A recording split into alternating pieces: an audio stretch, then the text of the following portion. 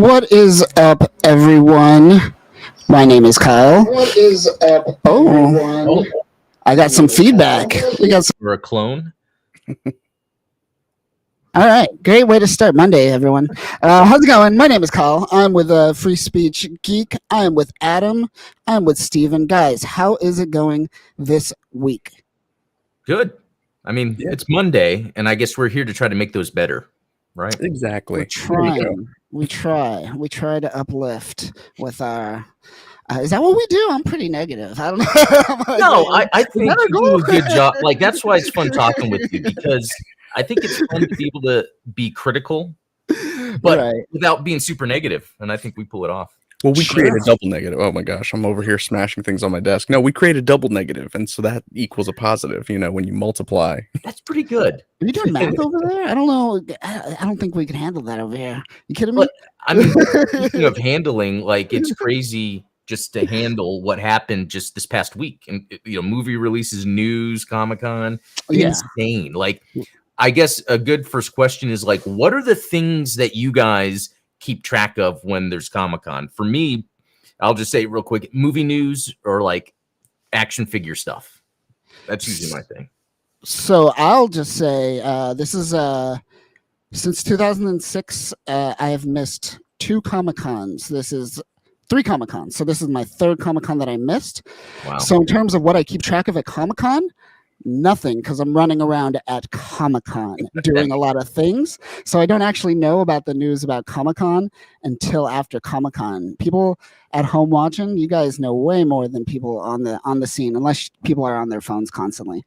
But don't do that. You're at a con. Go have fun. It does feel that way. I mean, I haven't been to, and I've never been to San Diego, but I used to go to New York Comic-Con every year until about 2012 or so, and yeah, I mean, there was just no way to consume every panel, every trailer, every release of every piece of news that happened on the ground. You could never touch all of it. So, and I think that they've even started using like an app so that you can navigate everything. And it's just like, everybody's just buried in their phones. And so it kind of takes away from the appeal of the event. So.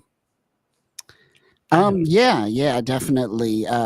Don't get on your phone. Although the weird thing is that those apps are typically shitty, and still the best way to figure out information regarding cons or like meetup changes is still like Instagram, which is not a good system.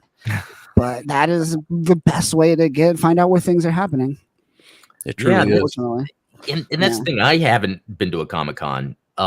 There's cons that happen here in Texas, and I go to them, but to be honest, I don't like it when there's like a lot of people. Like I would go to QuakeCon a lot, actually, now that I think about it. And that would have a lot, but it's nothing like when I would see pictures of Comic-Con. I don't think I've ever been to something as crazy as a Comic-Con, to be honest. It's pretty crazy. Yeah, it gets insane. Like more or less all of downtown, the Gaslamp District is closed down. The streets are closed down. Yeah, the Gaslight District. That is what Comic-Con is these days, isn't it? Yeah, gaslighting all over the place. We'll get into some of that. But it's chaos. It is a chaos and a nightmare. And I want to say for the past decade, at least. I won't say in terms of the events, there's amazing events, there's amazing parties, there's amazing panels. In terms of just walking the floor at Comic-Con, it's an utter nightmare for the past decade. Yeah. Just getting around, trying to buy things. Well, horrible. You alluded to this on the first episode of the cast where it was like, we shouldn't even really call these Comic-Cons anymore because they've basically expanded into entertainment conventions. I remember the first time I was at New York Comic-Con, well, not the first one that I went to, but the first time I was there when they had a Supernatural and a True Blood panel. And I was like, what is this? This is not what I signed up for. Like, I'm here to see Iron Man and like Batman, Instead, I'm hanging out with Jensen Ackles and, hearing about it was probably like the 9th season of Supernatural at that point, which, it's cool. I like Supernatural, but, it's not comics, right? I remember it had to be like 2012, 2013-ish. Especially at Comic-Con, a lot of these bigger cons, it's once you get into the room, that's it. you could stay there for the whole day. And that's how they kind of do it. Once someone leaves, more people enter. But once you're in, you can stay there forever. So to get to like bigger panels, people just hang around for hours waiting. Oh, wow. And I remember trudging through a True Blood panel to get to an Archer panel, I think at the time. And I was just like, oh, come on. Wow. Yeah, and there's no way. Like if you sit in the line for one panel, I guarantee you that even if the next panel is like an hour later, you're never going to make it into that line to the next panel. Like you really have to pick and choose what's most important to you, which I think that there's probably some quality in that, because we talk about this on the show all the time, where it's like being more, having more discretion over what we choose to consume. So yeah, that's funny. That reminded me, it's kind of different, but like a long time ago, I went to go see Bad Religion, the band, play, and I wanted to get there early enough, so I'm at the front of the pit. But I got there so early that when I went inside, the band was just doing sound check, and I got to just hang out while they're doing sound check. That's and it's cool. like, oh, it's almost better than being early. And I don't know. I've learned, I get people want to go and see the big celebrity, but why waste 3 to 4 hours? Like, I think even these days, it's literally you have to waste a day of your con experience in line for Hall H, at least the big one. Yeah. And it's like, wow, is it worth it for these bigger panels that you are going to get the news about from every single news outlet? Like, go to the X-Men fan experience where all the voice actors were there. They were just hanging out, having a good time. They do it every year. And and they talk about the news? Yeah. Wow, that is cool. Yeah, go check out like some of these smaller things that are happening, and that's like up to ultimately it's up to people like us who run kind of like YouTube channels and podcasts to kind of host these events to do that, and we need more people hosting kind of these roundtable discussions, and that's kind of what the Uncanny experience is trying to do with their con in Minnesota, as well as their panel that they always do at San Diego. Is just like they always bring professionals. They always have someone, a producer, a voice actor on the show. They'll have cosplayers and they'll have fans. They'll have people that are just toy YouTubers. You know, it's a group and a collection of people kind of just working together within that fandom, and I think that's more impactful at a con, I think, for a con-going experience than just going to see the latest corporate schlock. Well, it was pretty neat when I think the Marvel announcements were happening. I had someone live streaming of them like reading Twitter pretty much. And while that was happening, I was just in my VR playing. So it's like I'm playing, listening to the Comic-Con news. That should be the new VR experience, is that you just have a live broadcast of Comic-Con, like you're walking around. And think if they have drones that fly around and you can select which drone and then move the camera around. Yeah, I know, what is his name? Film Threat dude, Chris Gore, I think. On Thursday, I think he was doing the live and he was just walking around with his phone, I think. Just see, but I think you could do even better than that. So like, and I'm going to get to talk about something that I'm very passionate about here, is if you guys are familiar with the musician Porter Robinson, he just dropped a new album last week, which is phenomenal. No skippable tracks on there, but he actually had a virtual concert experience back during COVID, where it was like everything was done in VR and you could walk around this like digital concert hall and interact with other fans and stuff like that. And maybe that is the future of comic conventions, if the physical space is too limiting. And obviously Reed Pop, the company that puts on a lot of these shows, like they don't have any qualms about overselling tickets, because they know that, like, either some people are going to drop out, or, they just don't care about like the space and creating like a, clear atmosphere for people to hang out. So it's like, well, then you might as well just make it digital, right? Yeah. They can still charge and use the latest technology. It is fun in VR going up to people and talking and stuff. So yeah, that needs to be the next step. Now, my favorite con experience was always cruising Artist Alley and like interacting with And oh man, like 10 years ago, it was so easy to like walk up to just any of like the top Marvel and DC artists and be like, hey, this is fantastic. Like I got to meet Ben Templesmith and Scotty Young and all these great people in the industry. Fiona Staples, one of my favorite artists. Mhm. But now it's like even for just, like Joe Schmo Image Comics artist, you're going to be in line for like 2 hours. And it's like stacks of people that have like, piles of comics that they're getting signed just to sell on eBay. And it's like, this is it really poisons the experience. Yeah, that's always been around since the 90s, right? Since the bust, essentially. That's what created the bust, is just these people that constantly are hoarding, which there's nothing you could do about that. And if you want capitalism to function, I guess there's literally nothing you could do. I guess you could put caps. I mean, usually they do put caps on like signing and whatnot. Yeah. But there are some rude people. They're just like drop a stack of books and be like, "Can you sign these?" No respect for the artist, no respect for anyone. Still happens, still around. Oh, yeah. People are objects to them to increase their sales. Yeah, Exactly right. Yeah, but it's fun. I think I'm spoiled at cons just because I've been around for almost 20 years and I've met so many people. Like for example, last year when I went to the con and I was just hanging out with one of my friends and he's just all like, "I'm gonna go hang." Oh, hold on, my friend James is over there, and he goes to pull out his friend James, and it's James Tynion the Fourth, freaking writer of Batman. And I'm like, "Do you know James?" I'm like, "Yeah, I think I know James." So you get those moments like that these days if you've been around for a while and you meet people. I know if you asked me 10 years ago, I spent the first 10 years of cons not really talking to anyone, just going to the floor, buying things. Feels empty, and that's why a lot of people stop going to cons. I think there's this emptiness there. It feels just like you're just there to purchase things or something. But if you go there, that's why I don't even go to the con when I go to cons anymore. I go, and most of my time is spent at the bar at the hotel near the con, and a lot of my time is just spent there talking to people. That's cool. Yeah. So it's just a shift over time, who you talk to, and it depends on what you're into too. You might not even be you got to be motivated too to meet people. So I know we're in a geek field where a lot of people have anxiety just to wait in line. So I understand. Yeah, it was like that when I went to the last convention I did. I forget. It was like end of last year, beginning of this year. I had Gundam Base in Fort Worth. It was an anime thing.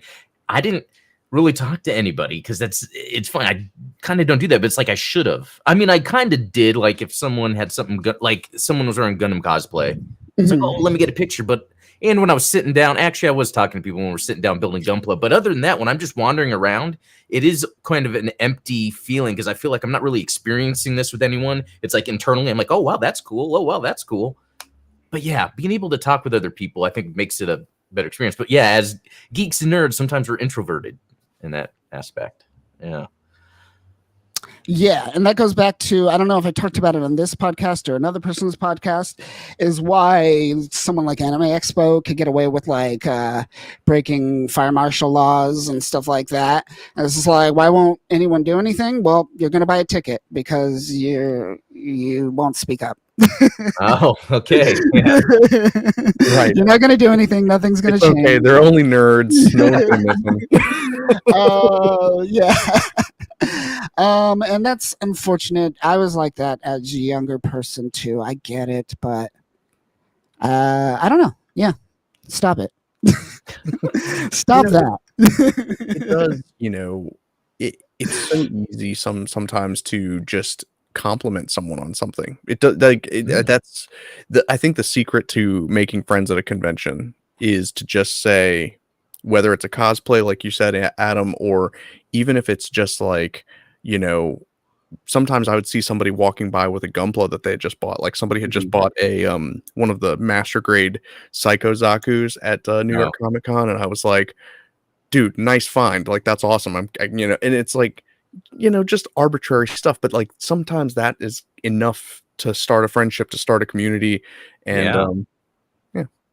Yeah, it's cool. Like when I go to cons lately, I don't have the jacket anymore because I stripped it to make my Fetty cosplays. But I had a jacket that's just patches of EFF Xeon patches, a bunch of stuff. And every once in a while, someone's like, "Hey man, is that P Bandai?" And I'm all like, "No, but thank you because No, that's a I me made it." Bandai. Me, yeah. And yeah, that's how a good friendship can start, just like something like that. Cosplay, that's pretty awesome. Dude, where'd you get that shirt? Dude, that's an Yeah. awesome, even like a lot of the camera people hang out by themselves. They're like their own little cliques at cons. So even the camera, yo, where'd you get that new camera? What's that? Tell me more about that. If you're into that, what's that lighting rig you have? You know, so it just depends on the group that you're trying to meet. And I'm kind of all over the place because I hang out with the camera people. I do cosplay. I do a lot of interviewing, so I'm like in like the kind of the heat of what people are thinking in the moment. And I've done and filmed a lot of panels, so I know what the industry is kind of speaking at the moment. And it's cool. It's cool to see like kind of all these things come together. And I think that's why we're in a good place to kind of talk at where the state of fandom is. I think that's why I think, yeah, we're at a good place. And I think we're speaking at least from experience. You know, we're not bullshitting here. Yeah. Or at least if we are, you can't tell. Yeah. No. I think that's a very good point to bring up, is that like as much as fandom has changed over the last 20 years, I think that the more things change, the more things stay the same. And we've had the chance to experience some of these things both on the inside and the outside, so it gives us a unique opportunity to sort of dissect how the perception of these events happens. Yeah. Yeah, I think so. And we get to make fun of it. And that's why I'm here mainly, damn it. Let these people speak truth. I'm here to make fun of everyone. No, so let's talk about favorite Comic-Con moment this year. What was your favorite Comic-Con moment that you experienced in the news? Let's take it two parts.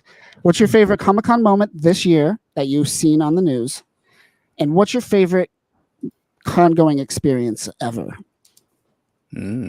Well, I could go real quick because I probably won't have much to say. I met the what is it, Brad Swaley, the voice actor of Amuro, and I don't go to many cons, so it was one I went to go meet him. Although I did meet Kenji Inafune, one of the original developers of Mega Man, at a con. Awesome. But in terms of the news that came out of this one, like what's weird is I didn't really find anything interesting, even like from when it comes from an action figure perspective. The announcements or what they showed off were things that were already announced. So it's kind of weird. There was nothing. If anything, I'll say, and I won't go into details, I'll let you guys, as a less knowledgeable comic book fan, I found it very interesting that Robert Downey Jr. is playing Dr. Doom. I know that'll be another segment we'll talk about, but I think that's the most interesting thing because that doesn't make sense and makes sense at the same time. So. Mm-hmm. Yeah, for sure. Cool. What about you, Steven? Well, so I guess my favorite Comic-Con news that came out over this weekend was actually something that kind of just came out organically on the internet anyway, was all of the Requiem for Vengeance stuff, as it relates to Gundam, and, it being dropping in October on 17th. Yeah.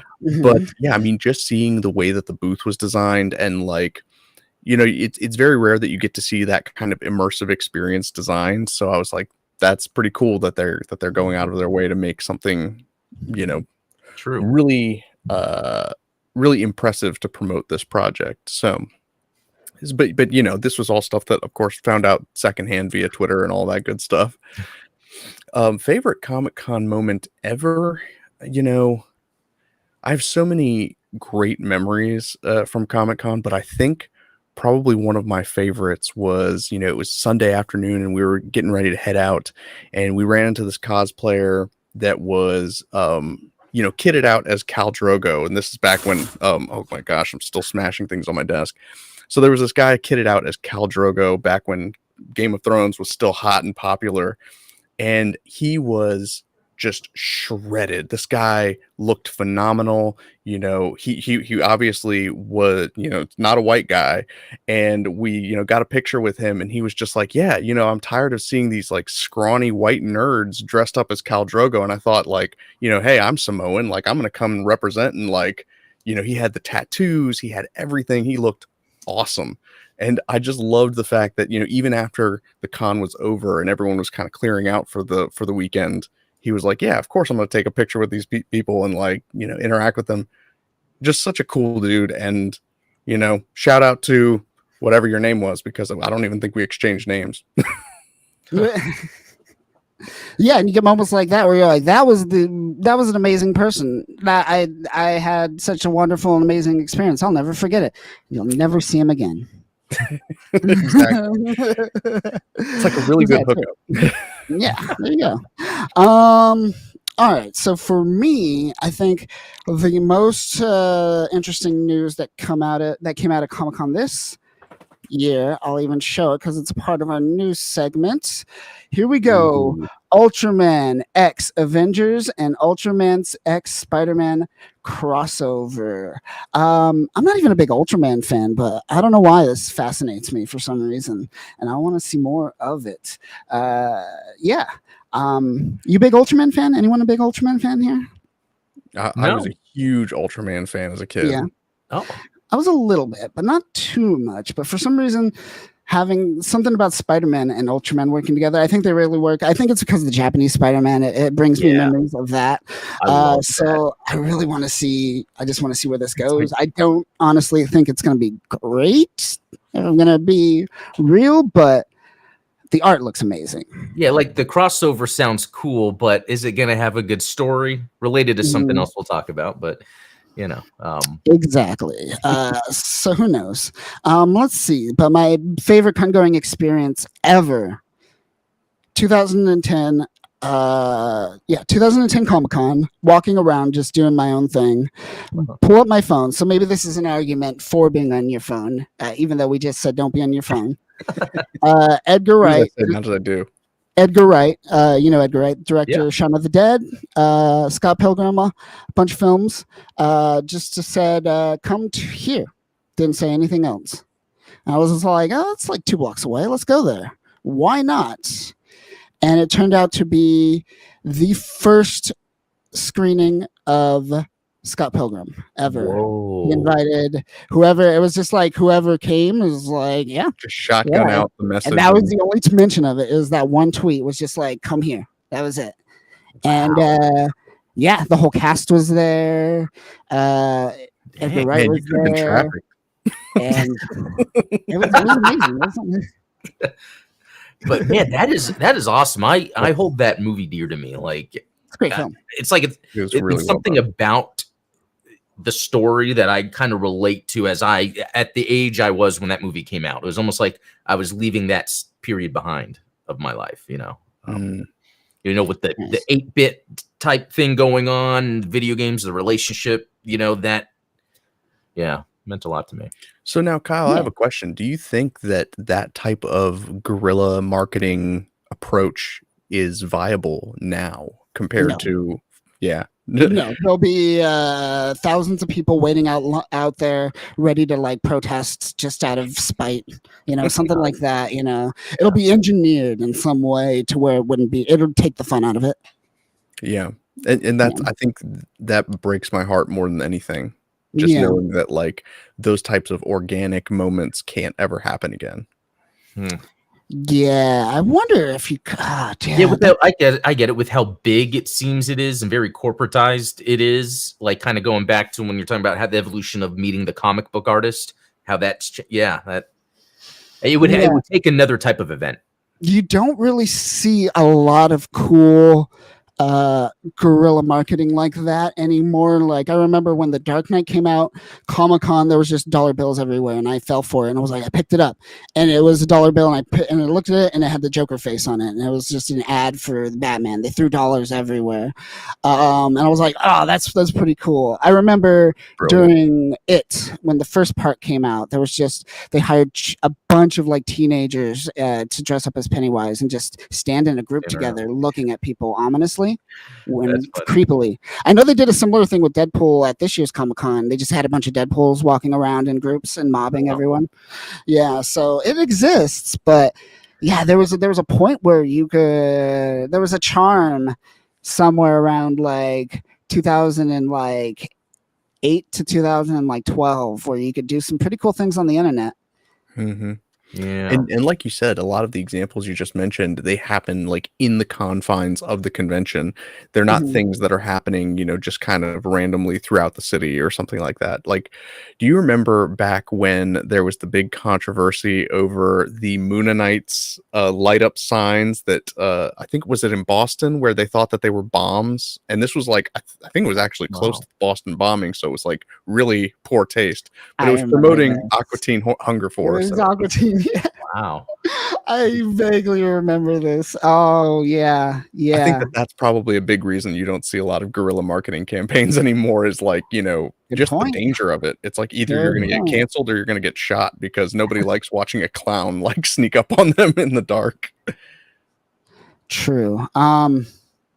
Yeah, good point. Good point. There's a higher increase in shootability these days, so you want to avoid that. I'm sure the insurance goes up the roof. It's like, GJ, man, I just want budget for this movie, but I can't because the guy before me fucking got a guy killed. God damn! And now like our insurance is high. Yeah. No one cares about the guy though. Let's be real. He's in marketing. Yeah. I kid. I'm sorry, people in marketing. You do a good job at getting people to like our stuff. No, we don't. No, we don't.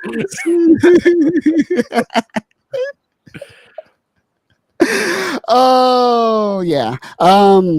Yeah, I used to work in a lot of digital marketing. It's a nightmare. I hated it. Let's see. What else should we go in? Should we move on to news? Actually, before we move on to news, let's go. I guess it is technically news, but let's. I know you guys both talked about it to death, but just for a moment, bring up the Requiem for Vengeance trailer. I know you were pretty good on it. You enjoyed it for the most part. I'm at the point where I'm like, I'm half and half. It's up to the story pretty much at this point to drive it. I mean, Igloo is an amazing story. It just looks horrible. Yeah, that's one of the main things because I did a little breakdown on my Gundam Explained, and I was saying like, there's enough cool visuals here where I will enjoy it for that. But really, you're right. The story is really going to cement if it's amazing or just okay. So. Yeah. We'll see. Yeah, we'll see. Those hands, those like puppet hands that like move like this and Requiem for Vengeance. It's making me a little nervous.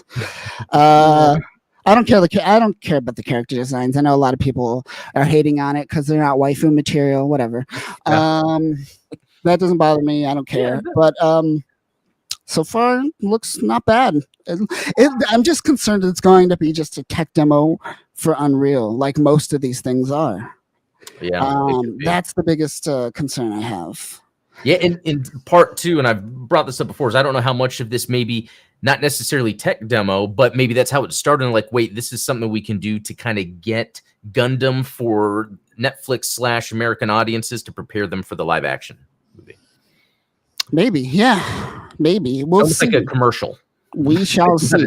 It depends. Actually, Mario 64 was nothing but a tech demo for Legend of Zelda: Ocarina of Time. Oh yeah, that's like I know that's crazy. But yeah, as far as like, and I do want to talk about like some of the like fan reaction to it because it's easy to get cynical about these types of things, and I'm guilty of it too.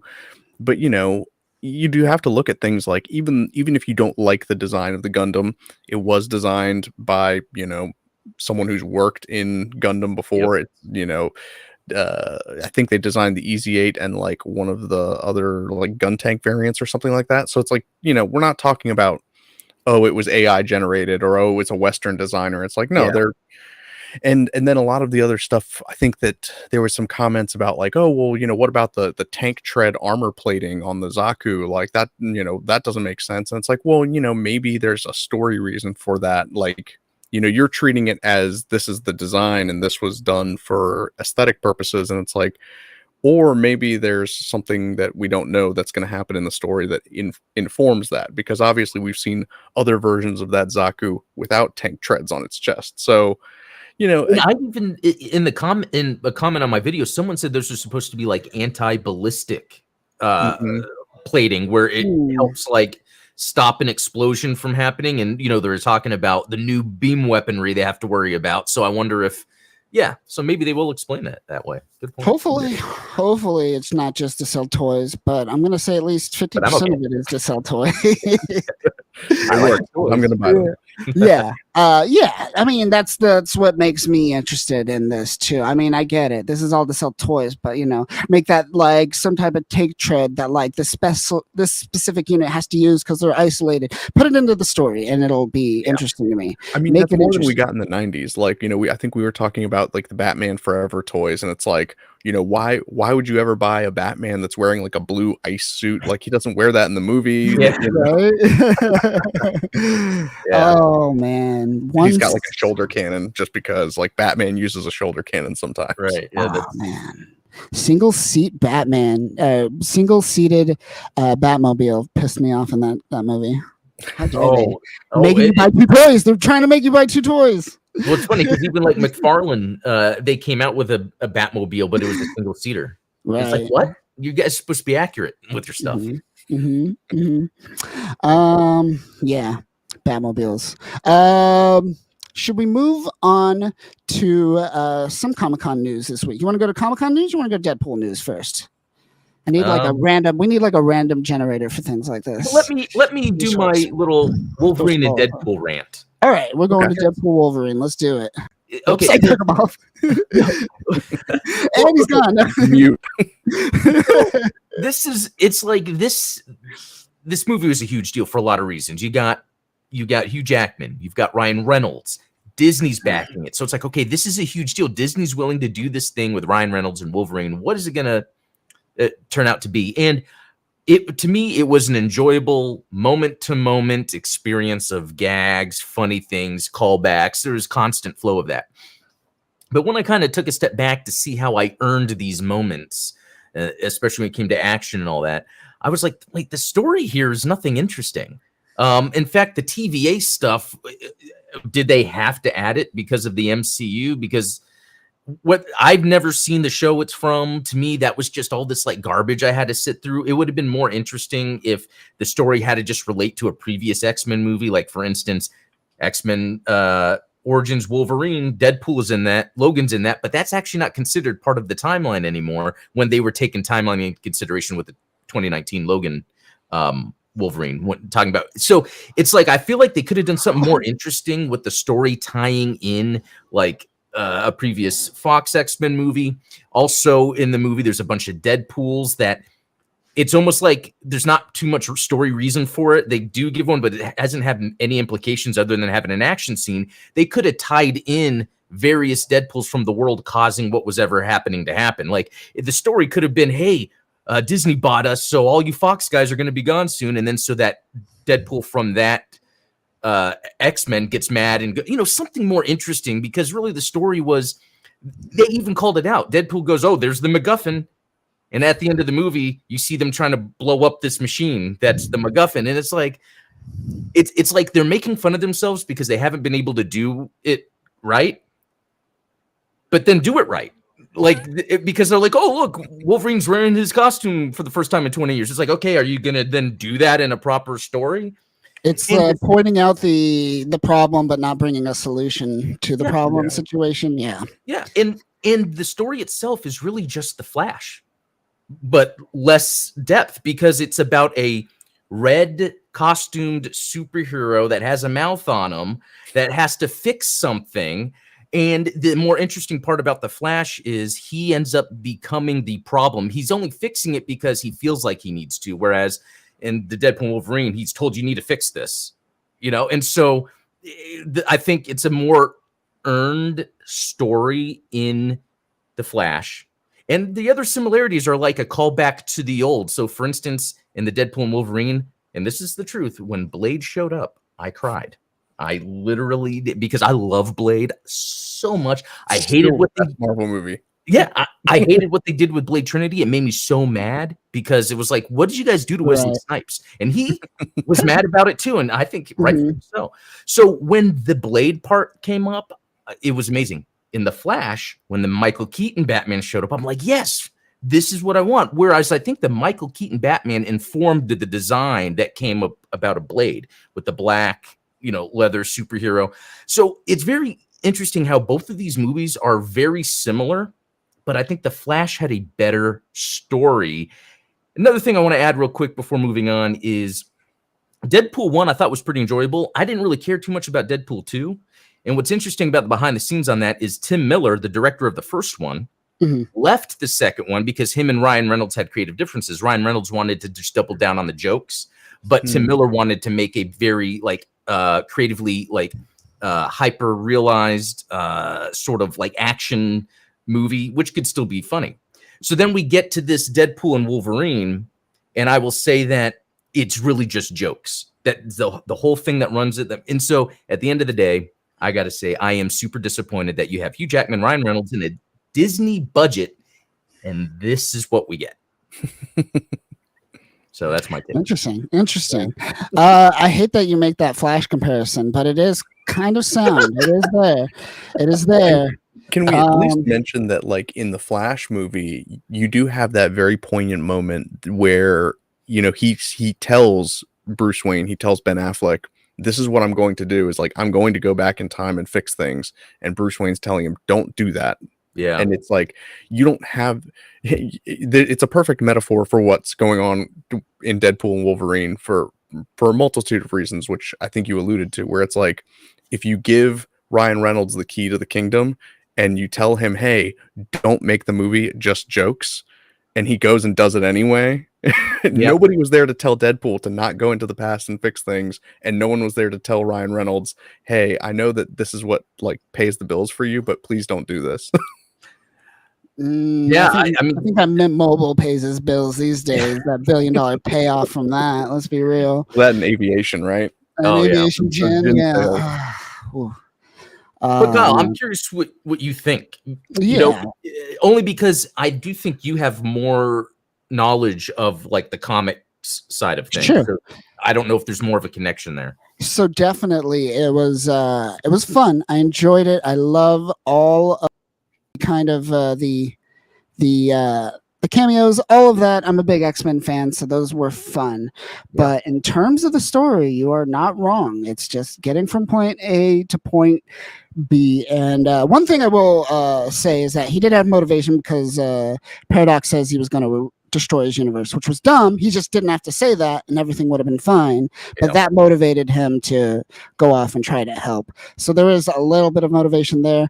Paradox, Mr. Darcy, that guy, whoever, I forget his actor's name, he was killing it. Like the subtle comedy where he's like serious, but then like he has like a subtle smirk, like look what I'm doing type of thing.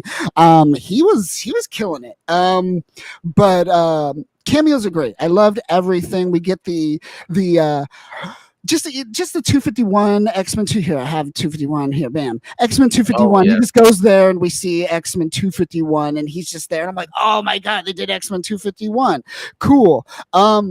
There is no story, though. It is just getting from one place to another place. If you're looking for a movie that will save the Marvel universe, this isn't it. This, like all Marvel movies, fall into the third act, just nonsense, pixels flying at one another, clashing. I don't even know what was happening with what was the machine that destroys the universe faster?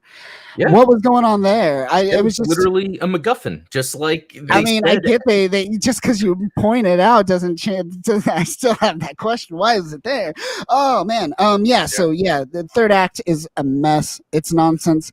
And here's one thing that really annoyed me. The final battle with Blade and all of the X-Men characters fighting with Deadpool and Wolverine. Why did they choose to do a shaky cam? Did you notice that? Yeah. It was all over the place. I think it's because of what Hollywood tends to do when it comes to fight scenes is just general choreography, nothing crazy. And then they just, in post, they kind of edit the scenes together. And you guys might already be familiar with this, but like I love martial arts movies. So like when I watch interviews of martial artists that do like indie films or Hong Kong films and they do Hollywood movies, that's the biggest difference, is one is planned and one is not, and then they just slap it together. Yeah.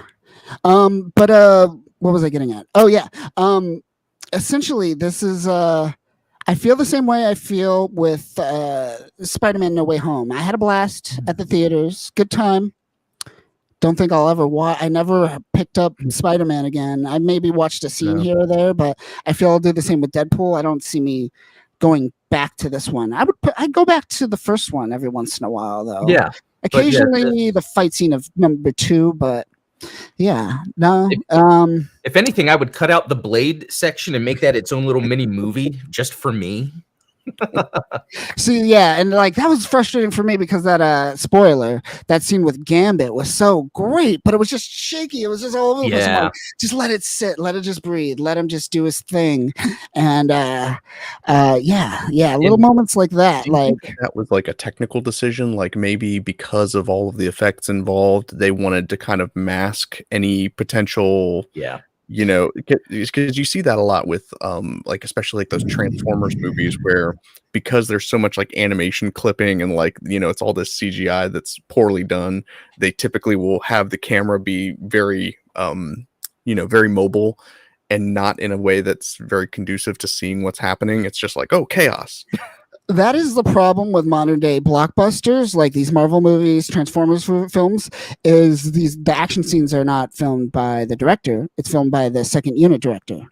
And the director don't use an action director all the time. Yeah, it's usually an action director. So you see like Michael Bay just doing these boring shots of just people just sitting there talking, and then they cut to the action where the action director is like panning the camera and it's swinging all over the place, and there's no cohesion between the two. And I think that's what we're seeing here with Deadpool. Is just the second unit director is doing his own thing, and Sean Levy is directing his own thing.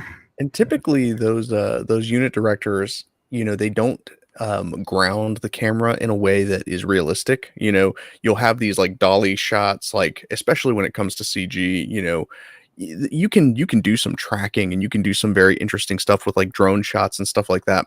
But sometimes when you get these impossible angles that are like, you know, these sweeping shots, you know, look, I have a toddler and we don't let her watch Coco Melon because some of these camera angles that they do in Coco Melon make me nauseous. And that's exactly the feeling I get when I watch a lot of like CGI Marvel movies. That's funny. Hey, I want to say one thing real quick.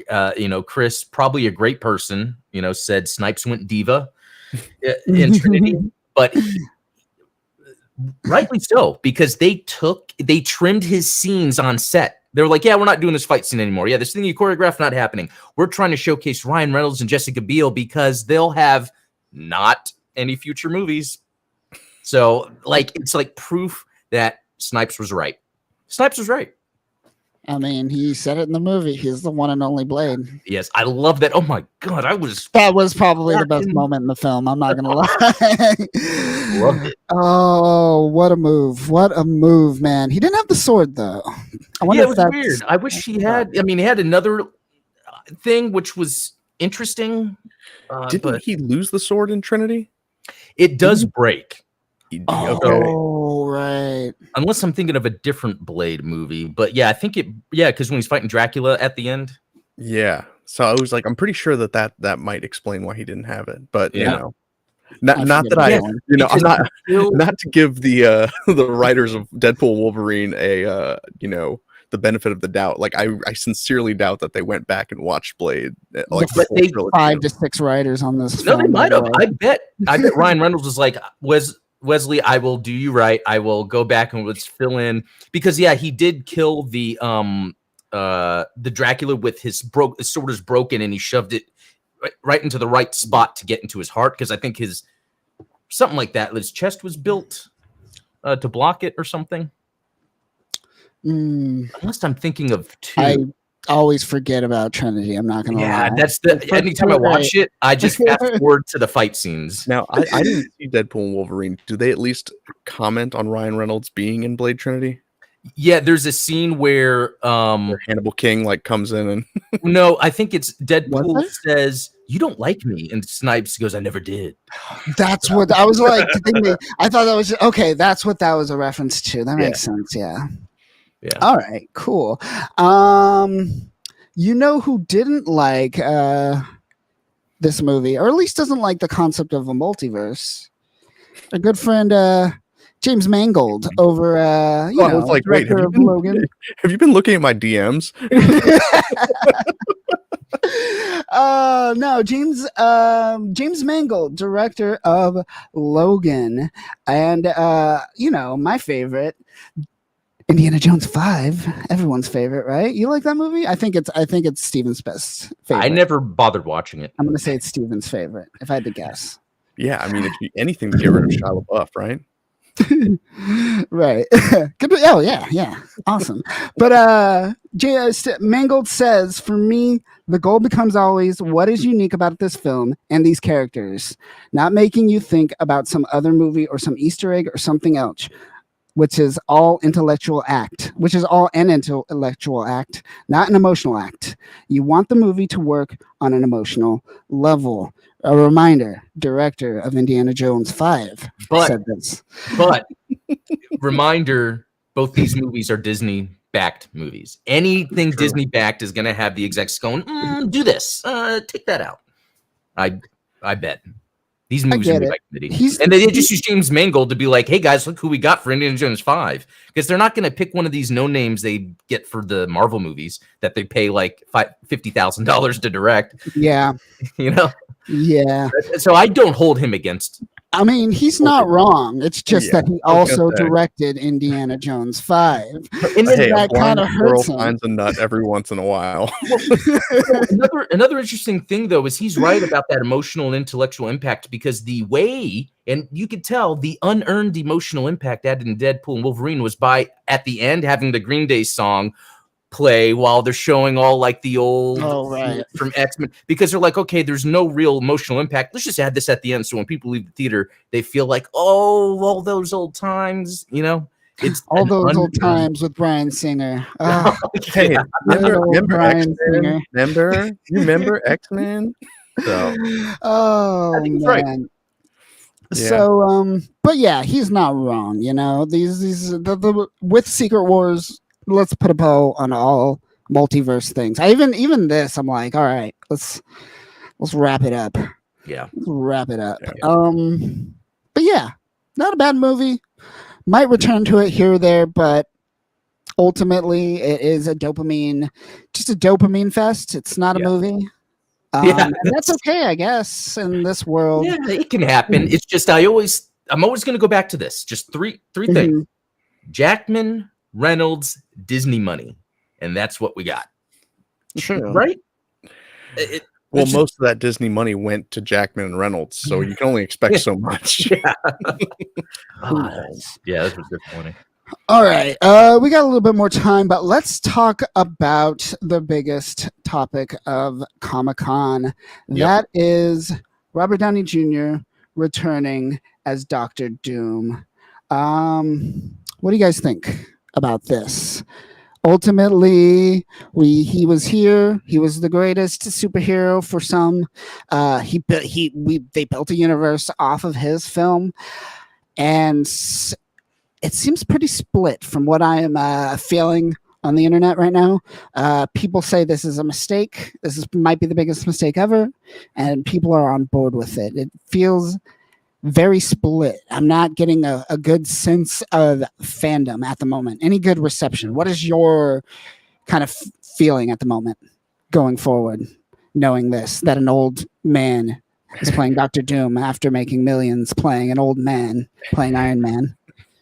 Well, you know, it's funny because I think financially it's the right decision, right? It's going to make them a ton of money.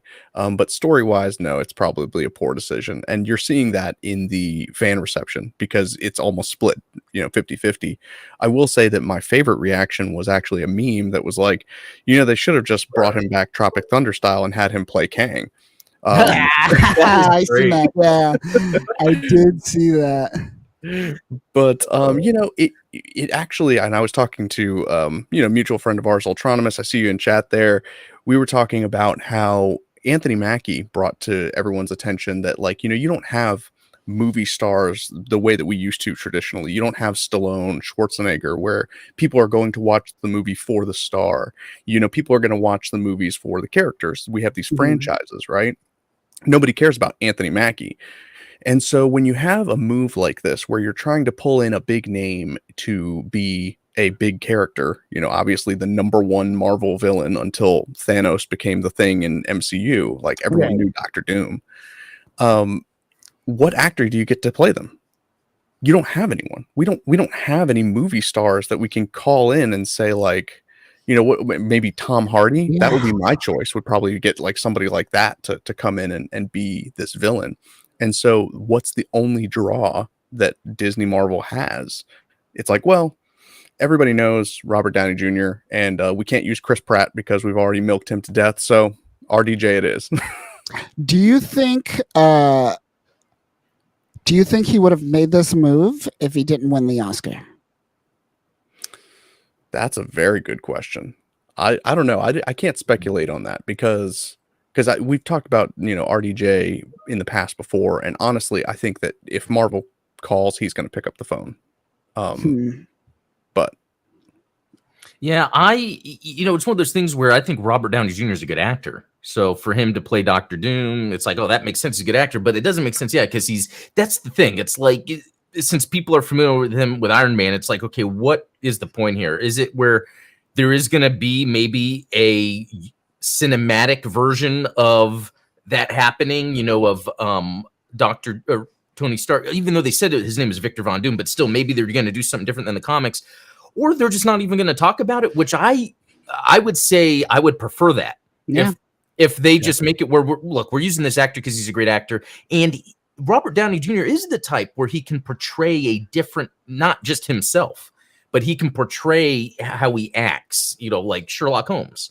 That is pretty fun, for him to, play that kind of role when he's not, British or anything. So but then I would think like Javier Bardem, I think is his name, would be a great Doctor Doom. Like there's ways you can get these more older, like menacing style. So that's why I feel like, and you were kind of bringing this up, Stephen, it's like, okay, then if they are bringing back Robert Downey Jr., because that's the draw, that's the pull, then it tells me they don't have a cool story to tell. Yeah. That they're just like, well, let's just do this because everyone's going to come see it. Yeah. I mean, it's kind of like a carnival freak show where it's like, oh, what are they going to do with this? And it really does feel like they want to kill. They already killed Iron Man, right? But they want to kill any semblance of like Robert Downey Jr. as Iron Man with this type of move. No matter what way they go with it, maybe this is like kind of them trying to do that hard reset of the MCU. But I don't know. Yeah, because I've even been told, or they even told us how the Fantastic Four movie is almost going to be like a period piece in a way, more of an artistic style a movie, because it's going to take place in a certain time period. The guy that did the WandaVision show is directing it, and I don't know too much about it except he was able to kind of portray a look. So do you see the leaked footage? Huh? Do you see the leaked footage of Fantastic Four? Oh no.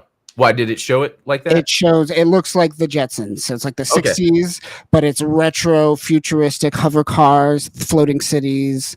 So they're going for that future retro look. Yeah. Because having the actor, having Robert Downey Jr. in there, then can kind of just work because it's an alternate world anyway. Yeah.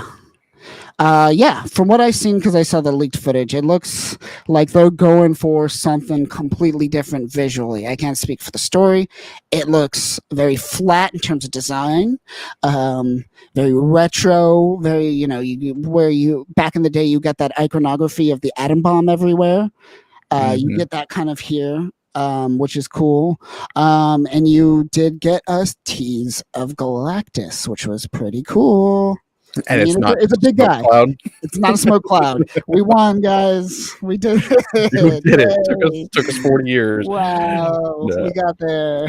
Well, so what do they call that, right? Because so you have steampunk, which is, your Victorian punk, and then you've got cassette punk, which is like your 80s, alien style punk. So what would this be, like atomic punk? I call this 60s. Post-nuclear optimism. People who really thought nuclear energy that was going to bring us to the future. It did in a way. Yeah. Not that future, but a future. Yeah, a future. Yeah. One of the futures. Yeah, I do like that look. I do enjoy that like Jetson-y look. It is a cool aesthetic. So we'll see. We'll see. I still am not on board with Pedro Pascal as Reed Richards. It's just I don't know. It doesn't fit. He's gonna be great. Don't get me wrong. That's the problem with putting actors in everything that are great. He'll be great. Yeah, sure, but yeah, it's hard for me to buy him anymore. I never saw Game of Thrones. I know he was in that. I first saw him in a Bruce Campbell made-for-TV movie, The Fall of Sam Axe from Burn Notice. That's when I first saw Pedro Pascal. He was a bad guy in that. And so ever since then, that's how I saw Pedro Pascal. So, and then I saw Narcos. What? He was great in Narcos. Didn't watch that, but I saw the Wonder Woman 84, and he was in that. So all these ways I've seen him, it makes it really like when I tried watching The Last of Us show, I was like, that's all right. I don't know. He comes off. It reminds me of Will Smith. It's like they come off as they are having fun playing acting.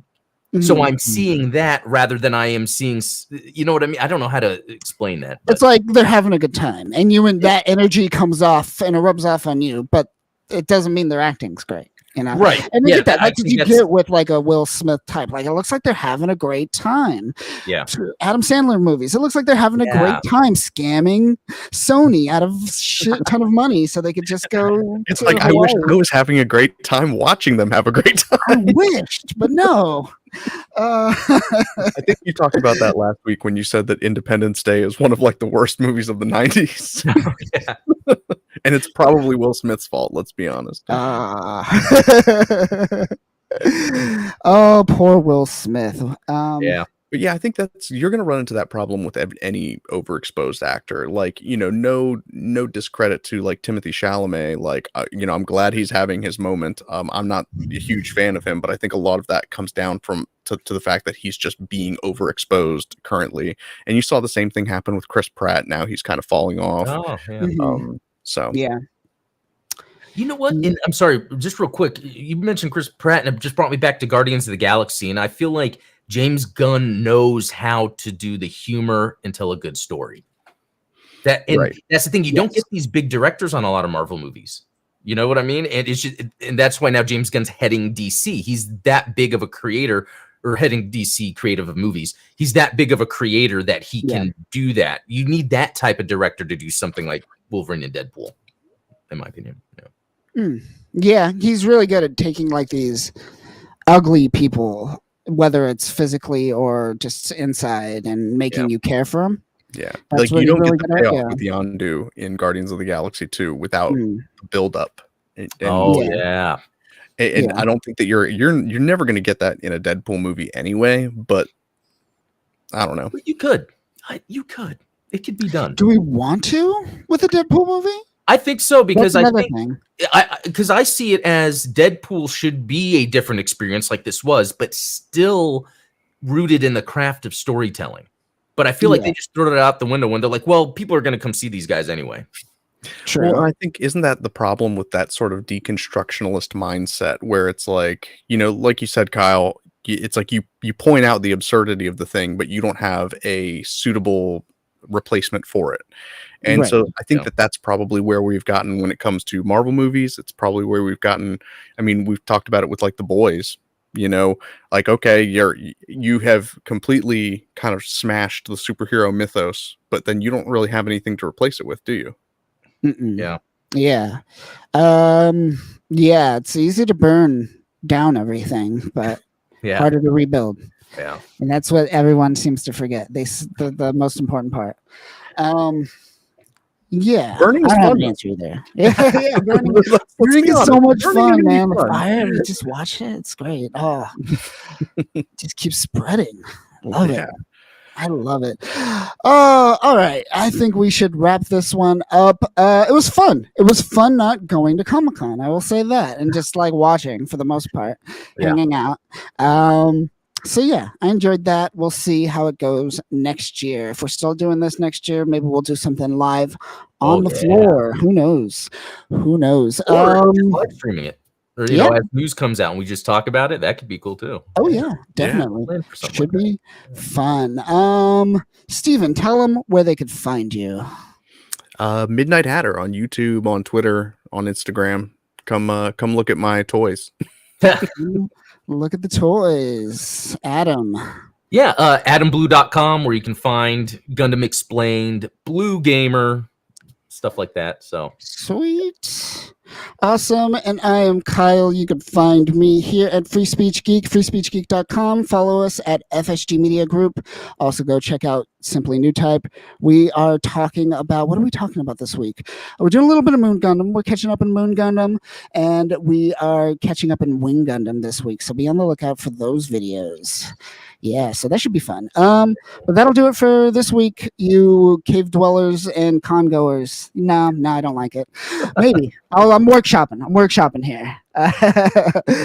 But that'll do it for us this week. We will catch you next week. Peace.